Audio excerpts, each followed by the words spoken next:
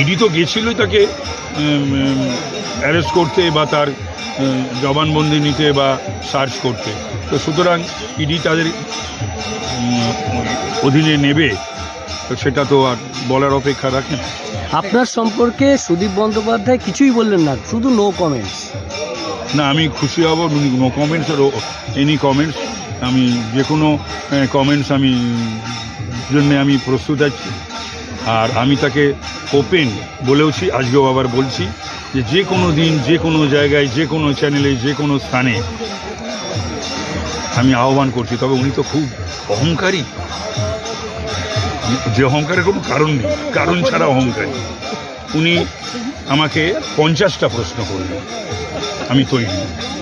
আমি 10টা প্রশ্ন করব। 10:50 যে কোনো জায়গায়।